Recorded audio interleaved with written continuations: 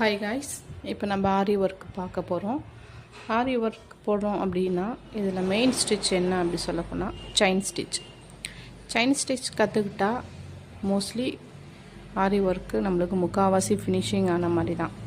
இப்போ ஆரி ஒர்க் அப்படின்னு சொல்ல போனால் செயின் ஸ்டிச் தான் மோஸ்ட்லி எல்லா இதுலேயுமே செயின் ஸ்டிச் தான் வரும், அதே பேட்டர்ன். பட் கொஞ்சம் எக்ஸட்ரா பீட்ஸு ஜர்தோசி இதெல்லாம் எக்ஸ்ட்ரா யூஸ் பண்ணி நம்ம இந்த செயின் ஸ்டிச்சை ஃபினிஷ் பண்ணுவோம்.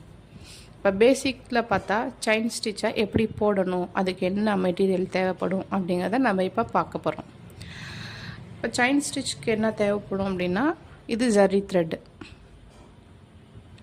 Thread, cutter, needle. இது வந்து ஸ்டீல் நீடில்.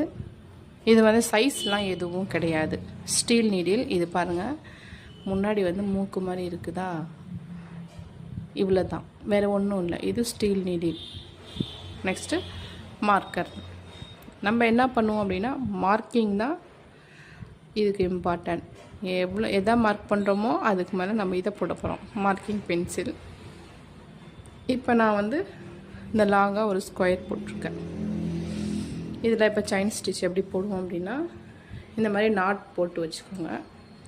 நாட் போட்டுட்டு இந்த 2 விரல் இருக்குது பார்த்தீங்களா, இந்த 2 விரலும் சென்டர் விரலும் கட்டை விரலுக்கு இடையில பிடிச்சிட்டு இதை இந்த விரலால் சுற்றணும். ஓகே, சென்டர் விரலால் பிடிச்சிட்டு இதை இந்த விரலால் சுற்றி பிடிக்கணும். இது என்ன பண்ணணும்னா, நம்ம ஃப்ரேமுக்கு கீழே எடுத்துகிட்டு போயிட்டு ஊசியை வெளில விட்றோம், இப்படி இதில் மாட்டவும். என்ன பண்ணுவோம், ஊசியை உள்ளே விட்டு இதை வந்து ஊசியை உள்ளே விடுறோன்னா இதில் மாட்டி மேலே இழுக்கணும். இப்போ நான் எப்படின்னு சொல்லித்தரேன். ஓகே, இப்போ என்ன பண்ணுறேன், குத்துறேன், தெரியுதா, குத்துறேன். நான் கீழே வந்து அந்த மாட்டிட்டேன். கீழே வந்து என்ன செய்கிறேன் அப்படின்னாக்கா, அந்த த்ரெட்டை வந்து மாட்டிட்டேன். இப்போ நான் மேலே இழுத்துட்டேன். கீழே அந்த என்ன பண்ணேன், இந்த மூக்கு மாதிரி இருக்க தெரியுதுங்களா, இதில் வச்சு இதை பிடிச்சிட்டேன் பாருங்களேன். இதில் அப்படியே லாக் ஆகிடுச்சு பாருங்கள், தெரியுதா. இப்போ ஒரு செயின் ஸ்டிச் குத்துறேன், கீழே வச்சுருக்கலாம் அந்த த்ரெட்டு, அதை சுற்றுறேன்.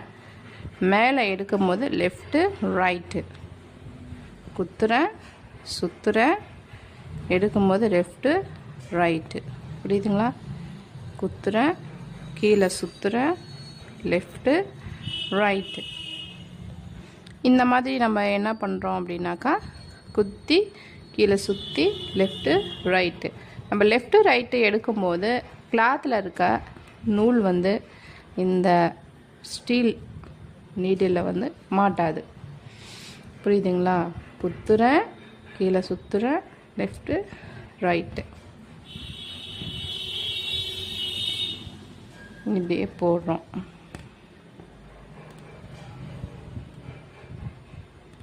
இப்போ என்ன பண்ணுறோன்னா, இது கார்னர்.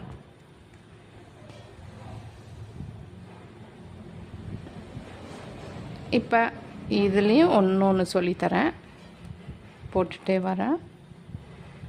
குத்துறேன், சுற்றுறேன், left right. இப்போ இது என்ன அப்படின்னா, இதில் ஒரு வித்தியாசம் இருக்குது. என்ன, இங்கேருந்து நான் வந்தேன், இது கார்னரை நான் இப்படியே வளைச்சனால இதில் ஃபினிஷிங் கிடைக்கல. ஸோ என்ன பண்ணலாம் அப்படின்னா, நம்ம எந்த ஒரு டிசைனை நோக்கி போகிறோமோ அதுக்கு ஆப்போசிட்டில் ஒரு சின்ன லாக் போட்டேன். அப்படியே நான் இதை கண்டினியூ பண்ணுறேன். குத்துறேன், சுற்றுறேன், லெஃப்ட்டு ரைட்டு, குத்துறேன், சுற்றுறேன், லெஃப்ட்டு ரைட்டு. இப்போ இதை மாதிரி போடுறோம். ஓகேங்களா.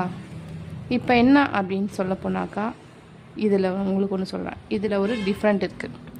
இது நம்ம அப்படியே வளைச்சிட்டோம், ஆனால் இது எந்த டிசைனை நோக்கி வரோமோ அதுக்கு ஆப்போசிட்டில் ஒரு சின்ன லாக் போட்டுட்டு அப்படி வந்தோம்னா இந்த கார்னர் ஃபினிஷிங் கரெக்டாக இருக்குது. நான் அப்படியே வளைச்சனால எனக்கு இந்த இடத்துல ஃபினிஷிங் இல்லை. எந்த டிசைன் நோக்கி வரோமோ அதுக்கு ஆப்போசிட்டில் ஒரு சின்ன லாக் போட்டுகிட்டே வந்தோம்னா நம்மளுக்கு கரெக்டாக அந்த டிசைன் கிடச்சிடும். ஃபினிஷிங் வேணும், ஃபினிஷிங் முக்கியம். செயின் ஸ்டிச்சை பொறுத்த வரைக்கும் நம்மளுக்கு ஃபினிஷிங் முக்கியம். ரெண்டாவது நம்ம மார்க் பண்ணி பண்ணும்போது நம்மளுக்கு இன்னும் பர்ஃபெக்டாக வரும். அதனால் நீங்கள் எந்த இது பண்ணாலும் முதல்ல ஃபஸ்ட்டு மார்க் பண்ணுங்கள். மார்க் பண்ணிவிட்டு பண்ணுவோம். இப்போ நான் இந்த கார்னர் வந்துட்டேன் பாருங்களேன். இந்த கார்னர் வரும்போது நான் எந்த பக்கம் போகிறேன், இதுதான் நான் நோக்கி போகிற ஒரு டிசைன். ஸோ என்ன பண்ணுறேன் அப்படின்னா அதுக்கு ஆப்போசிட்டில் ஒரு சின்ன லாக் போட்டுட்டு இங்கே வரேன். சரிங்களா? இப்போ என்ன பண்ணுறேன்னா இந்த இடத்துல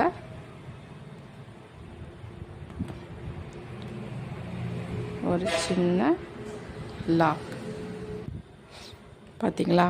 இப்போ நான் என்ன பண்ணுறேன்னா இதில் வந்து நாட் போடுறேன். நாட் எப்படி போடணும், இதில் வந்து ஒரு அளவுக்கு ஒரு லூப் எடுத்துக்கிட்டேன்.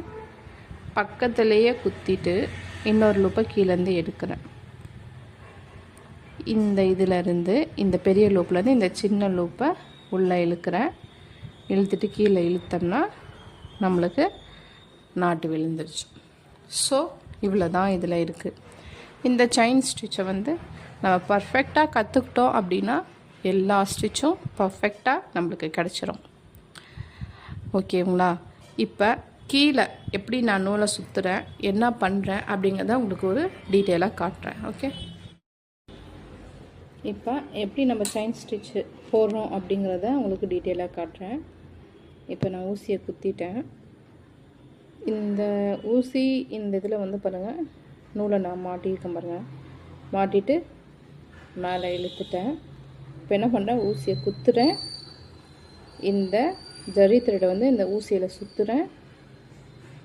லெஃப்ட்டு ரைட்டு ஊசியை குத்துறேன், கீழே சுற்றுறேன். லெஃப்ட்டு ரைட்டு ஊசி குத்துறேன், கீழே சுற்றுறேன். லெஃப்ட்டு ரைட்டு ஊசியை குத்துறேன், கீழே சுற்றுறேன். Left right. இப்போ இதே மாதிரி தான் கீழே ஊசி குத்துறோமா, இந்த த்ரெட்டை வந்து இந்த ஊசியில் சுற்றுறேன்னா எடுக்கும்போது லெஃப்ட்டு ரைட்டு, எடுக்கும்போது லெஃப்ட்டு ரைட்டுன்னு சொல்லி எடுக்கும்போது தான் நம்ம இந்த கிளாத்தில் இருக்க த்ரெட்டு வந்து மாட்டாமல் நம்மளுக்கு ஸ்டிச்சஸ் ஈஸியாக வரும். ஓகேவா? நம்ம செயின் ஸ்டிச் போடும்போது கீழே இருக்க நூலை வந்து டைட்டாக பிடிக்கக்கூடாது. சும்மா பிடிச்சிருக்கோம் அப்படிங்கிற மாதிரி பிடிச்சா போதும். நம்ம டைட்டாக நூல் பிடிச்சோம்னா நூல் அறுந்துக்கும், இல்லை கிளாத் டேமேஜ் ஆகும். நம்ம சும்மா நார்மலாக ஒரு த்ரெட்டை பிடிச்சிருக்கோம் அப்படிங்கிற மாதிரி லைட்டாக பிடிச்சிட்டு நம்ம இந்த மாதிரி ஸ்டிச் பண்ணும்போது நம்மளுக்கு ஈஸியாக வரும். புரியுதுங்களா? சேம் இதுதான் செயின் ஸ்டிச். இது வந்து ரொம்ப ரொம்ப ரொம்ப ஈஸியானது. தாராளமாக இதை எல்லாமே கற்றுக்கலாம். நம்மளுக்கு செயின் ஸ்டிச் போட வரல, ஆரி ஒர்க்கு தெரியல அப்படின்னு நம்ம கவலையே பட தேவையில்ல. இந்த ஸ்டிச்சை மட்டும் பர்ஃபெக்டாக கற்றுக்கிட்டா ஆரி ஒர்க் கற்றுக்கிட்ட மாதிரி தான். ஓகேங்களா? புரியுதுங்களா உங்களுக்கு? தேங்க்யூ.